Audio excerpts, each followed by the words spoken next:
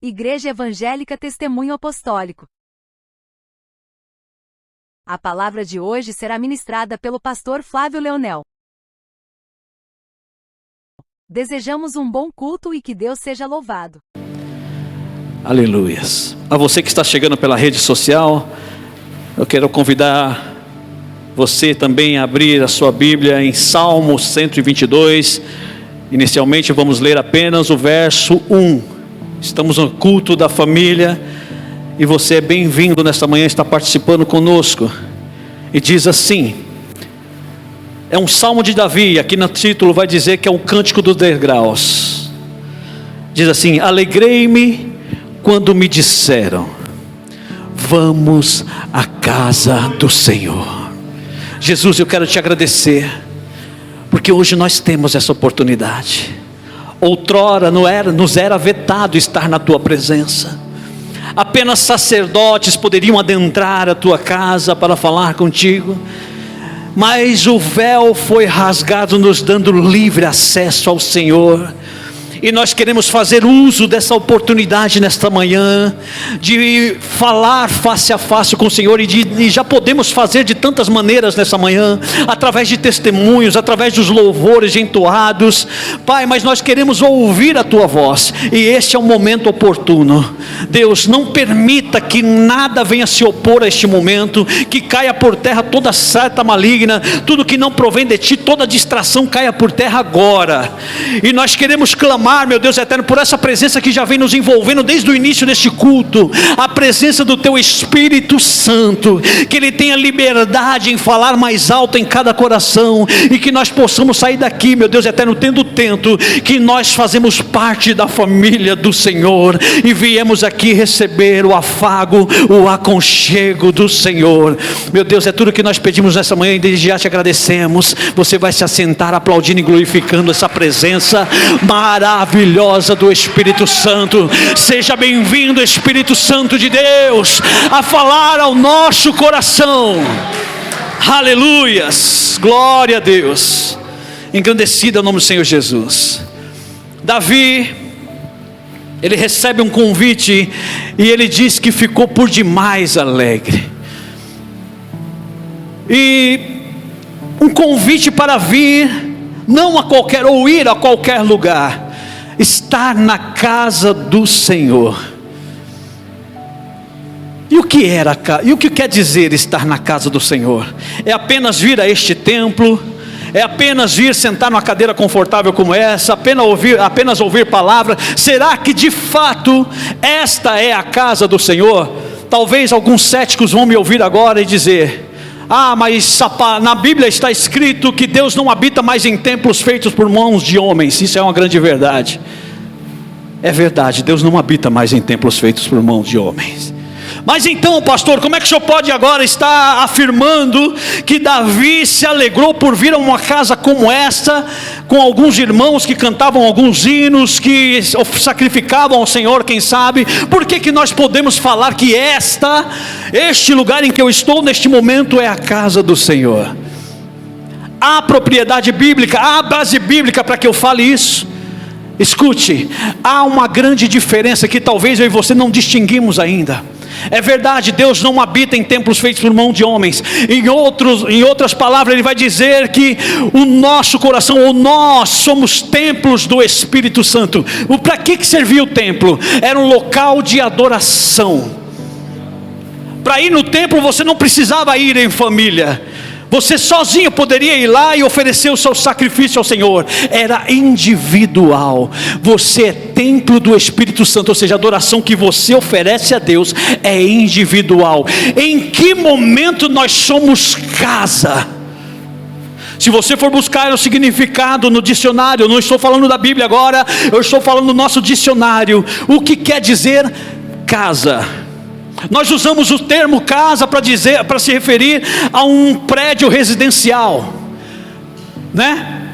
Eu comprei uma casa, mas isso, segundo o dicionário, não quer dizer que é uma casa, porque qualquer prédio pode se tornar uma casa. Quando é que ele se torna uma casa? Quando se tem uma família morando dentro dele. Então eu posso dizer o quê? Que casa é onde habita uma família. E esta não é qualquer casa, é a casa do Senhor, onde habita a família do Senhor. Ou seja, para oferecer uma adoração a Deus eu ofereço sozinho. Agora, para ser casa de Deus, não tem como eu ser casa sozinho. Em casa eu tenho que estar em família. Onde está a família de Deus neste momento? A Bíblia também vai dizer para você e para mim, aleluia, em Mateus capítulo 8, versículo 20: onde estiver 2 ou 3 reunidos em meu nome, ali eu estou. Então nós estamos na casa do Senhor. É motivo de alegria para mim e para você. E essa alegria não se restringe a apenas estar aqui, ouvir algumas palavras, algum louvor. Eu tenho que me alegrar só de saber, eu vou estar lá. O pastor falou disso no começo. É motivo de alegria, você já se alegra antes. Por que não tem sido assim nos nossos dias? Por que não nos alegramos em estar na casa do Senhor? Fica a pergunta para você. Assim como eu fui constrangido por essa palavra, assim como eu fui confrontado por essa palavra, sinta-se confrontado neste momento. Por que, Senhor, que eu não tenho me alegrado em estar na tua casa? Por que eu tenho feito distinção da tua família? Pastor, como é que o senhor pode afirmar isso?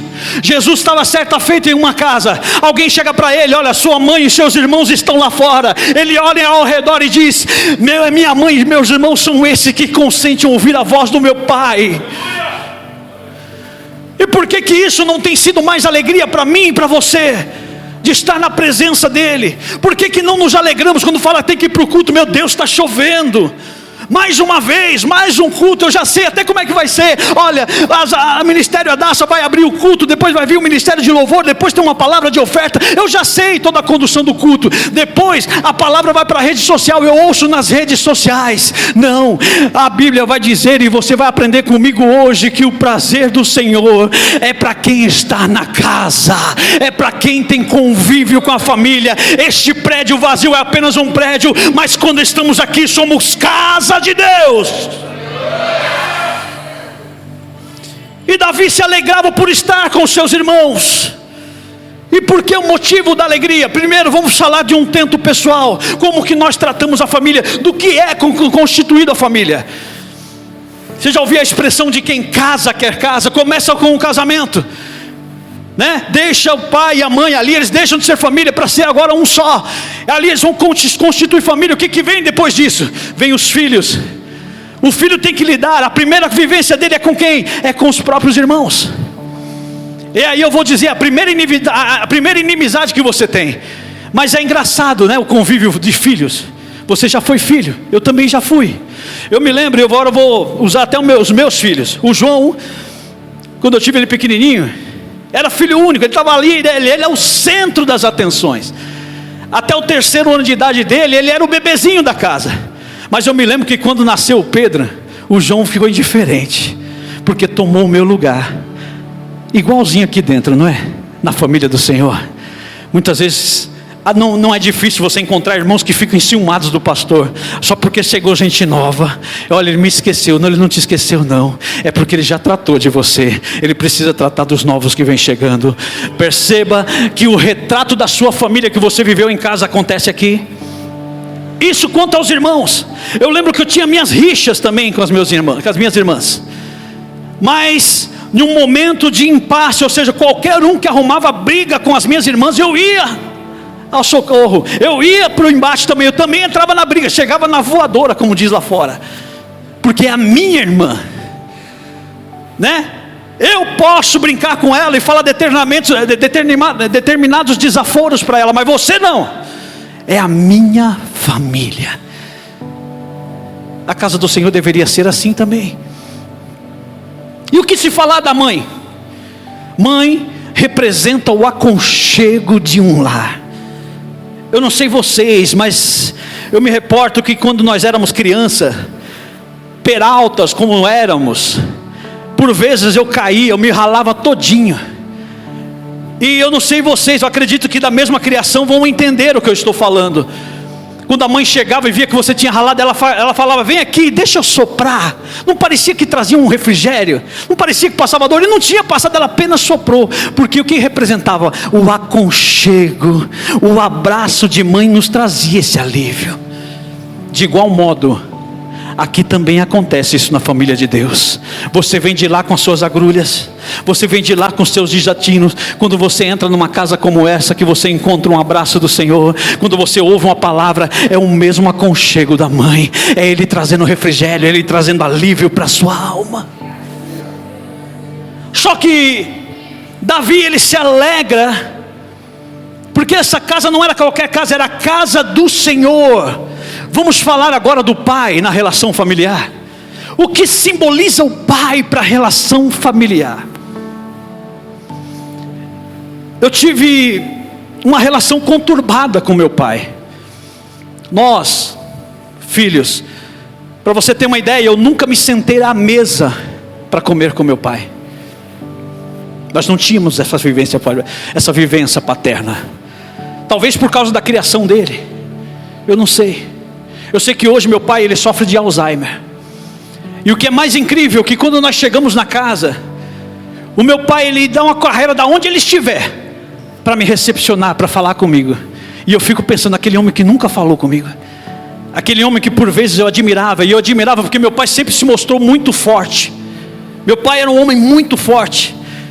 Ele, em meio aos seus irmãos, ele não era o irmão mais velho, mas por vezes eu admirava as pessoas ou os irmãos entrarem na casa para pedir conselho para ele. Eu admirava o meu avô, a minha avó entrar para pedir, se aconselhar com ele, porque além de forte, ele era muito inteligente, estrategista. Meu pai tinha um tanto de situações, sabe, poder aquisitivo. Eu via tudo isso, eu via força no meu pai. Então o pai na relação familiar, ele é isso, ele é força. Ele é alguém que pode te tirar do perigo a qualquer momento.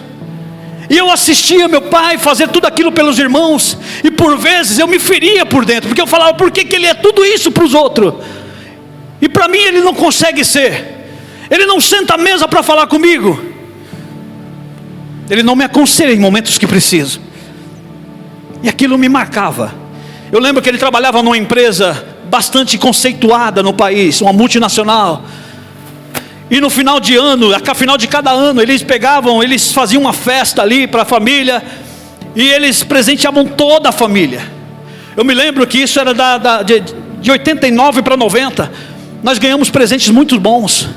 Eu me lembro de ter ganhado naquele dia uma bicicleta, e era algo que, sabe, encheu meu coração.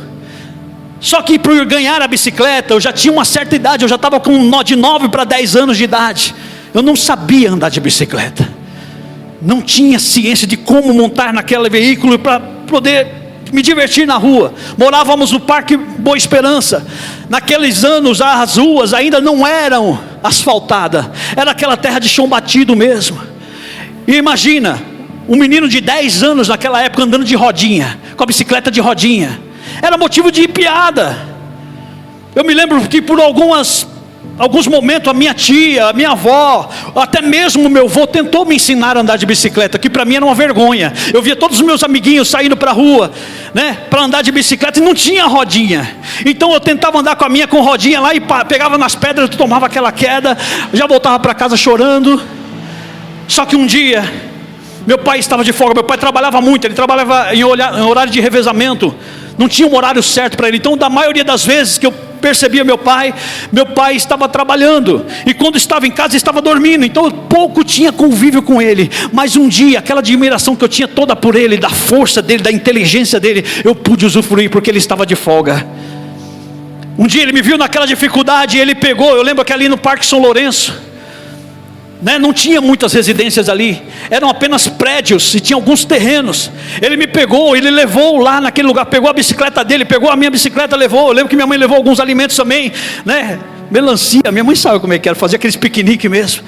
E eu me lembro que nós estando ali, eu pude provar da força do meu pai, sabe, da inteligência dele. Eu me lembro que ele arrancou aquelas rodinhas, ele falava: olha, eu vou segurar aqui atrás, você vai pedalando, vai, eu estou aqui com você, você não vai cair.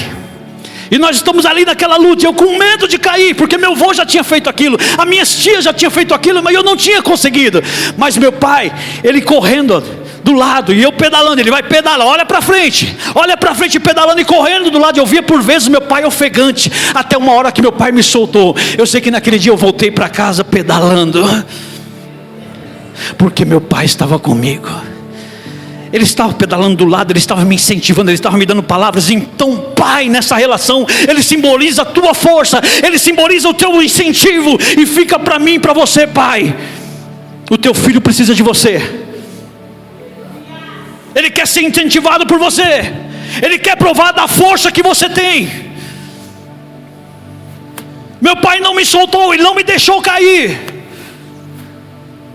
Da mesma forma, Davi está falando que ele se aligou para vir na casa de um Senhor que é Pai. O que é um Senhor para mim e para você? É aquele que tem toda a autonomia em si, ele tem todo o poder. Olha, o Deus que você serve, somente saber que você vem na casa dele já teria que ser motivo de alegria mesmo, porque eu não estou nos braços de um pai que a qualquer momento, como meu pai hoje ele não pode me dar nenhum conselho, porque ele já não tem mais a sua consciência.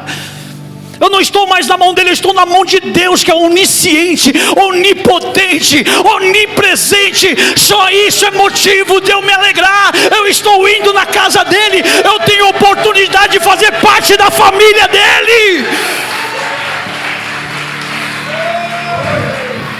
Eu tenho um clã familiar, eu não sou um bastardo. Eu tenho irmãos, eu tenho amigos, eu tenho família. E tem um pai que tem todo o poder. Aleluia. Eu voltei alegre com meu pai aquele dia. Eu tinha orgulho de sair na rua, meu pai me ensinou. Será que você tem se alegrado com as palavras que tem vindo desse altar? Será que você tem saído lá fora e falado, meu pai me ensinou, ele não me deixou cair. Alguém olhou para mim e falou que eu não ia conseguir, mas ele correu comigo, até que ele se sentiu confiante em me soltar. Porque eu percebi depois que meu pai soltou ali a bicicleta, ele ficou de longe. Ele ficou de longe só falando, olha, vai vir no carro, para aí, espera. E é assim que o pai faz comigo e com você. Quando ele vê que você pode andar sozinho, ele fica só olhando, ele vai guiando os seus passos. Ó, por aí não, cuidado aqui, tem um perigo ali. O Pai é Senhor. E só isso deveria ser motivo de alegria para mim e para você. Por quê, pastor? Olha, vai comigo lá em Neemias agora. Neemias capítulo 8.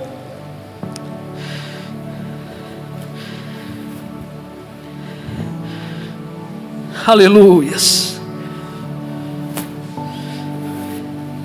Neemias capítulo 8, eu quero ler a partir do versículo 8. Porque um dia, numa reunião como essa, na casa do Senhor, olha o que aconteceu. E leram o livro da lei de Deus, e declarando e explicando o sentido, faziam que lendo se entendesse, da mesma forma que eu estou fazendo com vocês agora. Eu tive a oportunidade junto ao Espírito Santo de estudar essa palavra. Ele me deu revelações sobre ela, e eu estou fazendo com que vocês entendam agora. Olha só o que vem depois. E Neemias, que era o Tírsata, e o sacerdote Esdras, o escriba, e os levitas que ensinavam ao povo, disseram a todo o povo: este dia é consagrado ao Senhor. Este dia em que você está aqui na casa do Senhor é consagrado a Ele. Nada que pode interpelar o motivo de você ter vindo aqui. Eu consagrei para o Senhor. Deixa os problemas de lado, deixa as falácias de lado. Eu consagrei esse dia para o Senhor. Olha só o que vem depois. Vosso Deus é consagrado ao Senhor vosso Deus, pelo que não vos lamenteis, nem choreis, porque todo o povo chorava ouvindo essas palavras da lei. Não é bom ouvir falar que tem um Deus que se preocupa com você, um Deus que não vai soltar a sua mão, um Deus que vai dizer: eu estou correndo com você, quando você estiver firmeza eu te salto. Diz que as pessoas se lamentavam, choravam, e ele estava falando: não vos lamenteis, não choreis. É apenas uma lembrança. O que Deus está fazendo comigo e com você nesta manhã é lembrar que Ele nunca te deixou só. Ele é Senhor. Você faz parte da família. Ele não vai te jogar fora. Aleluias. Olha o que ele vai dizer no versículo 10. Disse-lhe mais: ide, comei a gordura e bebei as doçuras, e enviai as porções aos que não têm nada preparado para si, porque esse dia é consagrado ao nosso Senhor. Portanto não vos entristeçais, porque a alegria do Senhor é a nossa força. É esse momento em que você está aqui ouvindo palavras como essa, e você não tem que se ater somente a você. Leve de vida com aquele que não tem. Olha, vai lá também na casa do Senhor, ouvir umas palavras, você vai alegrar o teu coração. Aleluias. E quando Esdras, o sacerdote, declara isso diante do povo, para que o povo se alegre, ele não está só. Eu me alegro também, porque nós pastores temos o privilégio, eu vou dizer, porque tem tantas igrejas por aí que já não falam mais a mesma língua. Sabe, é o pastor falando uma palavra aqui, gente retrucando lá atrás. Não é bem assim não, mas eu me alegro porque nós temos obreiros como esses que vão vir aqui depois. Olha só, e os levitas fizeram calar todo o povo, dizendo: calai-vos, porque esse dia é santo, por isso não vos entristeçais. Fica a mensagem para nós, obreiros. Vamos ajudar o pastor a transmitir essa mensagem. Estamos na família do Senhor. Os levitas fizeram questão: vamos calar esse povo, porque tem gente falando ainda à torta à direita. Ah, não é assim, ah, isso é aquilo. Cala o povo, me ajude a pregar, pelo amor de Deus. Então todo o povo se foi a comer e a beber, e a enviar porções, e fazer grandes festas, porque entenderam as palavras que fizeram saber. No meio da família de Deus, o relacionamento tem que ser esse. E quando o pastor está pregando aqui, se desdobrando, suando como eu estou agora, faça valer essas palavras, dê conselho ao seu próximo, faça com que ele propague isso lá fora, porque ele está falando, eles levaram para outros comer e a beber também. Muitas vezes somos egoístas, nos alimentamos das palavras aqui, fica só aqui, que culto top, porque esse é o termo usado agora. Ele vai ser top quando eu puder ter capacidade de levar e dividir da gordura, das doçuras que eu estou recebendo, dos mesmos cuidados quando eu que estou recebendo aqui nesta casa, porque eu me alegrei, e a alegria dele é a minha força, de estar na casa dele, de fazer parte da família dele. O estar na casa não é estar neste prédio, é estar inserido na família dele. Volte comigo lá em Salmos, dessa vez no Salmo 121. A alegria do salmista era estar na casa do Senhor. Esse Deus que ele reconhecia em força, esse Deus que ele reconhece que tem tanto da sua causa, da sua, sabe, da sua debilidade.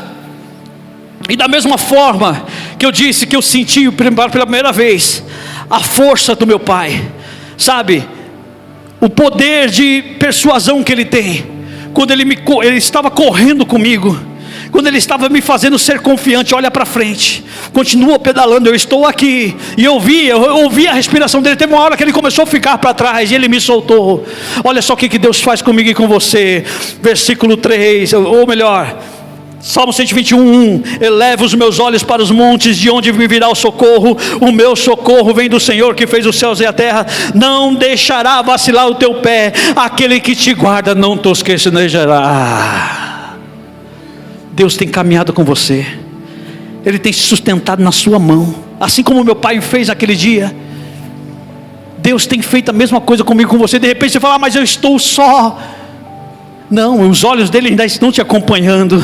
Através do Espírito Santo ele está falando: olha, vai por aqui, vai por ali, aí tem estratégia nova para você. Olha o que diz mais no versículo 5: o Senhor é quem te guarda, o Senhor é a tua sombra e a tua direita. O sol não te molestará de dia, nem a lua de noite. O que ele está falando? Em todo tempo eu estarei com você. Eu não sei o momento em que você está vivendo, eu não sei se você está num momento de bonança agora, apenas precisando ouvir uma palavra que diga ao teu coração: eu ainda estou contigo. Ou se você está naquele pior dos seus momentos, dizendo: se o Senhor não fizer algo, eu não sei se eu vou conseguir. Ele está dizendo que nem o sol, nem a lua, ou seja, não tem tempo bom ou ruim que vai te afastar do amor dele. Não irá te molestar, porque você faz parte da família dele. O Senhor te guardará de todo mal, Ele guardará a tua alma, o Senhor guardará a tua entrada e a tua saída. Quando Ele está falando de guardar a tua alma, não quer dizer que você não vai passar por problemas, não quer dizer que você não vai passar por complicações. Talvez você passe, mas Ele vai guardar os seus sentimentos, ou seja, Ele vai guardar a tua entrada e a tua saída. A tua entrada Ele já guardou neste mundo, a tua saída já está nas mãos dEle. Agora, como é que você quer passar a eternidade? Junto a Ele, ser fazendo parte da família dEle, ou quem sabe em outro lugar que você sabe. Ele está se comprometendo a guardar a tua entrada e a tua saída. Voltando aqui no Salmo 122, esse amor que Davi tinha pela casa do Senhor era real, e ele vai demonstrar agora em palavras. Olha só no verso 2: os nossos pés estão dentro das tuas portas, ó Senhor, ó Jerusalém. O que ele quer dizer com isso? Ele está dizendo: olha, eu tenho oportunidade de ir na casa do Senhor, mas quando eu saio de lá, o meu coração ainda está lá. Eu consigo dar testemunho daquela casa, eu consigo indicar ou falar para alguém daquela casa, eu consigo falar da relação que nós temos lá. Não estou dizendo que só tem perfeitos aqui, e a nossa família também não é perfeita, são seres imperfeitos, mas que se completam. É aquilo que eu estou falando. Eu tenho as minhas rusgas com meus irmãos, mas eu não consigo abandonar ele em um momento de embate. Eu sou o teu socorro, eu vou te ajudar. Não é assim? Aqui também tem as suas rusgas. Por vezes nos entendemos em palavras, mas nunca deixamos de ser irmãos em Cristo Jesus. E ele está dizendo: olha, eu vou lá, e quando eu saio de lá, os meus pés não saem de lá, os meus caminhos, ou seja, a minha caminhada aqui fora da casa do Senhor, continua sendo guiada por Ele. Porque tem gente que quer ser do Senhor somente aqui dentro. Só aqui dentro eu me alegro, culto top, que louvores, mas lá fora eu esqueço de tudo. Eu sou uma pessoa totalmente diferente. E casa, se você for ver a importância de ser casa do Senhor. Por quê? Ele está falando de casa, porque somente na tua casa é que você quem é de verdade. A gente, para sair de casa para qualquer lugar, a gente se traveste de uma pessoa que talvez a gente não seja. Seja uma festa, seja vir para a igreja, qualquer outro lugar. Ou então quando chega alguém na nossa casa: peraí, deixa eu arrumar, A pessoa que eu sou, somente a minha família, somente aqueles que têm convívio comigo é que conhece. Sabe quem eu sou de verdade. E a Bíblia vai te falar, segundo Jesus Cristo falando para a samaritana: os meus adoradores adorarão em espírito e em verdade. E por que a gente não vem aqui de verdade? Mostre quem realmente você é. Não venha travestido, não venha com a máscara. Venha de verdade à presença de Deus. Ele vai dizer mais aqui no versículo 4: aonde sobem as tribos do Senhor com o testemunho de Israel, para darem graças ao nome do Senhor, pois ali estão os tronos do juízo, os tronos da casa de Davi. Ele estava falando: olha, os nossos pés estão dentro de ti, ó Jerusalém, que era para eles onde era a morada do Senhor. É claro que hoje Deus não está mais lá, como eu bem falei no começo. Ele não habita mais em templos feitos por mãos de homens. Ele está onde estiver 2 ou 3 concordando com Ele, com a palavra dEle. Ele vai dizer que aqueles que consentem em fazer a vontade dEle, estes é que são a sua família. E Ele está dizendo que as pessoas que vêm aqui, eles se juntam em tribos depois, para quê? Para dividir essa palavra, dizendo: olha, a casa do Senhor é importante você estar lá, porque lá estão os juízos do Senhor. Somente lá dentro você pode viver a justiça de Deus. Será que nós temos feito isso? Será que de verdade nós temos divulgado a palavra do Senhor a este ponto? Das pessoas almejarem com alegria estar nessa casa? E isso eu não estou falando apenas de palavras, eu estou falando de comportamento. Por vezes nós estamos aqui e falamos, o culto foi top, a palavra top, mas lá fora eu não dou testemunho dela.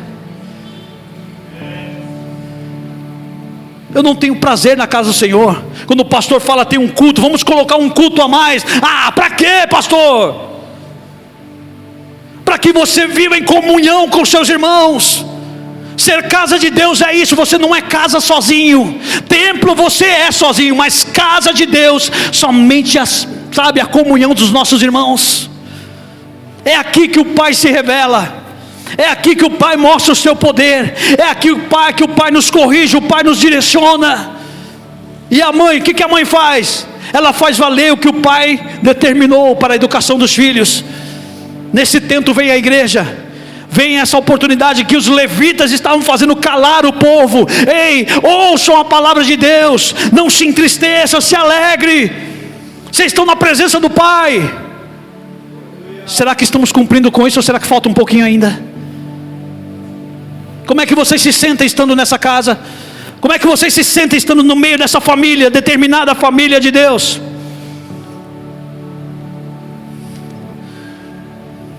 Por vezes, sabe como é que eu me sinto?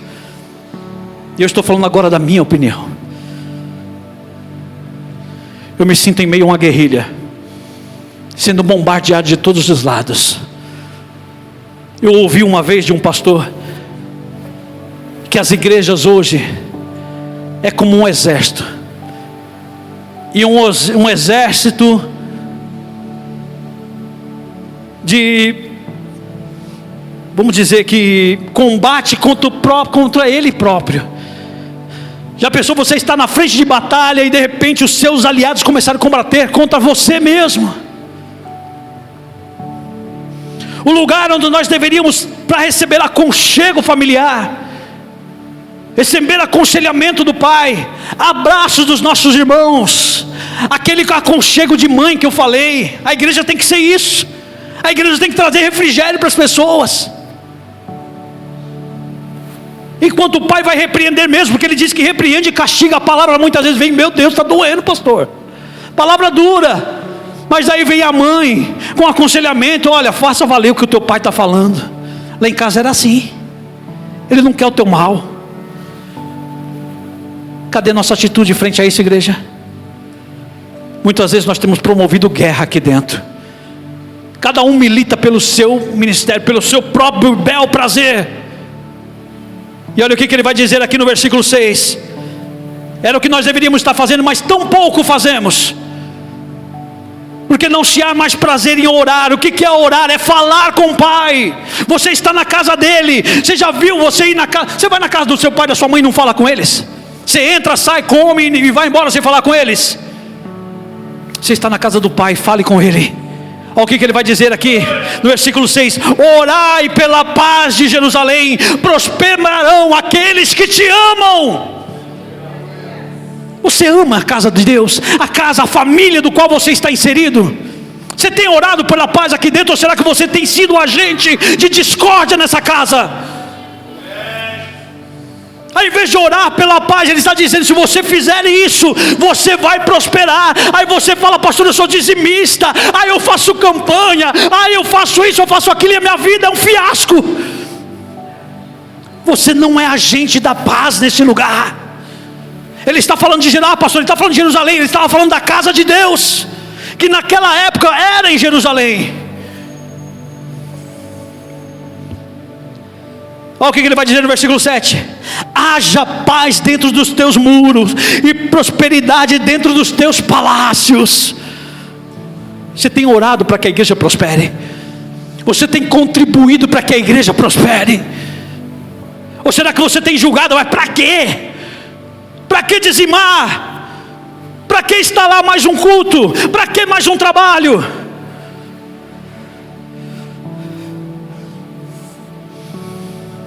Para quê? Versículo 8. Por causa dos meus irmãos e amigos direi, haja paz em ti. Eu quero ver a paz aqui dentro. Receba isso da parte de Deus. Eu não estou desabafando aqui, eu estou passando a palavra do Senhor. Receba isso da parte de Deus. Promova a paz, seja gente de paz aqui dentro. E por quem? É por você? Não, Ele está falando para os meus irmãos. Haja paz em ti.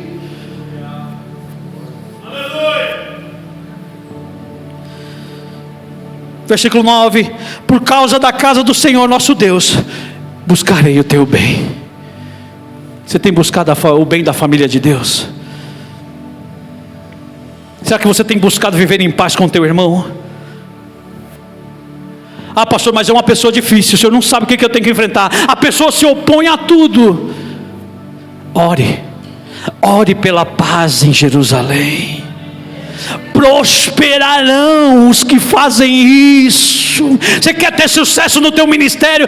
Estão se opondo. Ore! Deus está falando, fala comigo. Chama-se para intercessão, para culto de oração. O povo não vem. Eu quero comer, eu quero o bem que vem do altar, mas eu não quero relacionamento com Ele. Não quero falar com Ele. E Deus está falando, deixa, segue o caminho. Você não vai deixar de ser família, só que você não vai alcançar as bênçãos. Ele está dizendo, prosperarão os que agirem assim. Davi levava isso tão a sério. Davi, ele tinha tanto prazer no Senhor, porque ele sabia o que era ter o cuidado de Deus.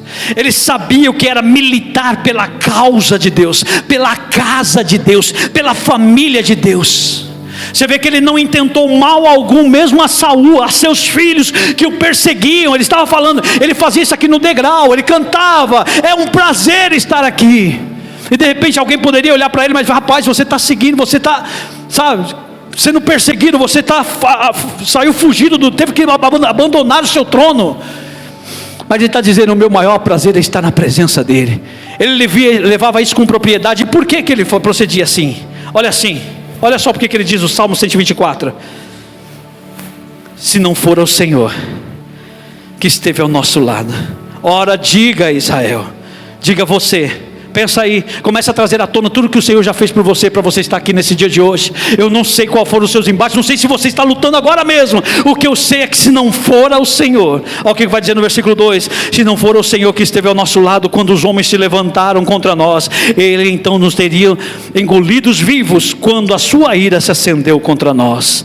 Então as águas teriam transbordado sobre nós, e as correntes teriam passado sobre a nossa alma.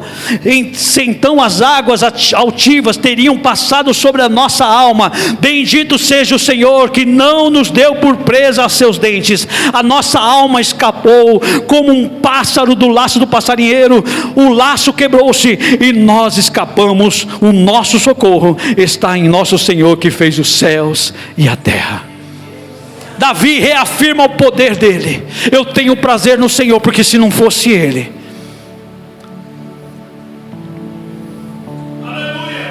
Está faltando nós orar, igreja. Está faltando nós sermos agente da paz nesta casa. Está faltando nós militarmos em manter essas portas abertas. E não é porque para atender um capricho de um ministério. Mas se eu fizer isso, eu não sou dono da igreja. Tampouco o pastor é. Eu não quero expor a vida do pastor aqui, mas o pastor tem passado necessidades para manter essas portas abertas. Não deveria, porque nós somos alimentados por essa casa. Nós temos convívio de família nessa casa. E eu tenho certeza que dentro desse convívio Deus não deixou nenhum órfão. Todos nós temos boas moradias. Ele não deixou que nenhum sucumbisse. O que está faltando então, pastor? Está faltando a gente promover a paz aqui dentro. Está faltando a gente se preocupar por essa casa. Está na hora da gente deixar de ser hipócrita em dizer que amamos o Senhor e abandonamos a casa dele, desprezamos a casa dele. Nós já ouvimos aqui nesse altar que por vezes até pão imundo a gente quer oferecer. Oferece qualquer coisa lá, é para Deus mesmo. Não são minhas palavras, são a palavra do Senhor. Davi levava isso tão a sério, que olha só, vamos comigo no Salmo 27.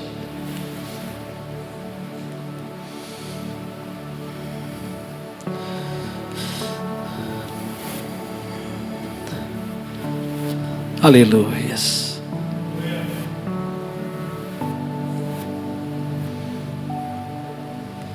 Salmo 27, do versículo 1 diz assim: por que ele amava estar na casa do Senhor? E ele, grande parte, se você for ver, que quando Salomão assumiu o trono de Israel, ele foi um dos homens mais ricos daqueles dias.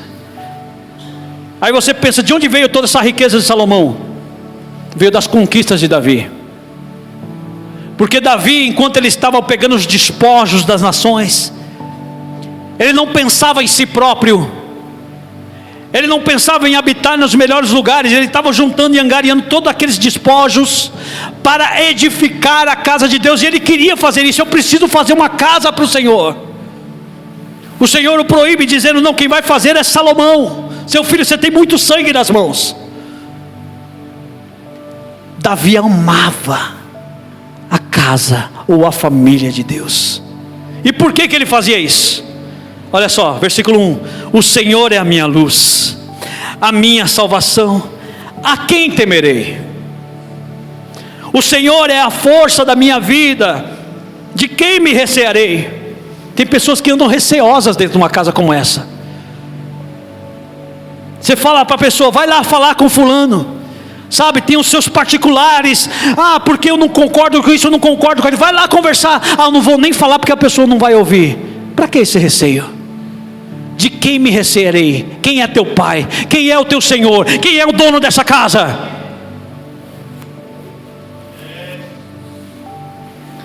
Quando os malvados, meus adversários, meus inimigos investiram contra mim para comerem as minhas carnes. Tem pessoas que parece que vai, sabe, te engolir quando se você dá uma opinião. Não concordo, vou te engolir. É o que ele está falando aqui. Tropeçaram e caíram, porque o dono da casa não vai deixar que você sucumba. Nós lemos lá no Salmo 121 que ele te sustentará pela sua mão. Ainda que um exército me cercasse, meu coração não temeria. Ainda que a guerra levantasse contra mim, nele confiaria. Olha só como ele honrava a casa de Deus. Uma coisa pedi ao Senhor e a buscarei, que eu possa morar na casa do Senhor todos os dias da minha vida, para contemplar a formosura do Senhor e aprender no seu templo.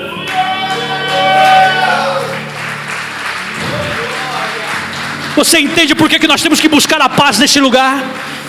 Você entende por que tem que haver diálogo nesse lugar? Talvez os embates não seja uma coisa boa de lidar, mas ele está dizendo: faça isso, e faça isso com propriedade, porque eu vou prosperar quem assim proceder. Pense no bem-estar da casa do Senhor. E ele está dizendo: eu vou habitar. Senhor, eu quero morar aqui, me deixa morar. Você tem prazer na casa do Senhor a este ponto, a falar de Deus, me deixa morar lá? E por que ele está falando de morar? Eu quero, sabe, tratar a casa do Senhor como se fosse minha. Você deixa a sua casa suja? Você deixa a sua casa com um tento de abandonado? Você deixa faltar alimentos na sua casa? Hein? Você deixa a sua casa em ruínas? O que Davi está falando aqui: me deixa cuidar da tua casa, Senhor. Eu tenho prazer nisso. Eu me alegrava só quando me convidavam para ir até a casa, mas agora eu quero morar aqui. O Senhor me permite cuidar da tua casa.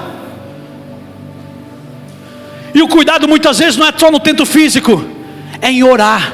Ore pela paz neste lugar. Pare de dar vazão às falácias, às fofocas. Ore pela paz. E alguém falar qualquer coisa, ore.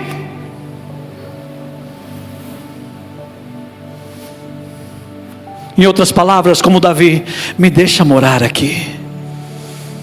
Eu não sou dono, mas me deixa morar aqui. Eu quero cuidar da tua casa. Eu quero ser bênção na tua casa. Senhor, me ajuda. Me ajuda, meu Deus, a trazer mantimento para a tua casa. Me ajuda. Eu sei que da minha casa o Senhor já tem cuidado, dos meus o Senhor já tem cuidado, da minha casa, da minha família, do meu pai. O primeiro abraço que eu pude sentir, sabendo que o Senhor também é como um pai para mim. Cuida dele, vai até lá agora, abraça o teu servo, dá atento à vida dele. Deus, eu sei que tudo tem um propósito debaixo do céu. Eu não sei qual é a proposta para a vida do irmão Francisco, mas o que eu sei é que o Senhor me trouxe até essa casa deliberando uma palavra, e esta, aleluias, de igual modo se estende a ele, porque ele também faz parte da tua família. Vá de encontro agora daqueles que estão acamados agora, daqueles, meu Deus eterno, que saíram talvez entristecidos deste lugar agora, pela atitude de um irmão ou de uma irmã. Mas o fato é que essa casa não é do irmão fulano A, não é do irmão fulano B, essa casa é do Senhor, e essas portas nunca estarão fechadas a um coração contrito. Então vai em busca agora, Senhor Jesus, dessas almas que se perderam. E quanto a nós que estamos aqui, nós recebemos esta palavra, nós recebemos, Senhor Jesus, e queremos andar por ela. Espírito Santo, começa a nos lembrar desta palavra, começa, Senhor Jesus, a tocar o nosso coração, e que verdadeiramente nós possamos viver em paz aqui. A tua palavra vai dizer: segui a paz com todos, sem a qual ninguém verá a Deus. Fica para mim e para você essa palavra. Ame a casa do Senhor assim como Davi amou. Ame cuidando, ame orando, ame fazendo o que é justo, o que é reto. Não é o que eu quero, o que eu penso que é, não. É o que é bom para o bem comum. Perceba quando ele fala assim: orai pela paz de Jerusalém. Eu vou fazer o que é bom para a comunidade cristã, para a família de Deus. Eu e você temos oportunidade nesta manhã. Eu quero te convidar a ficar de pé, quero convidar os levitas, nós vamos cantar isso.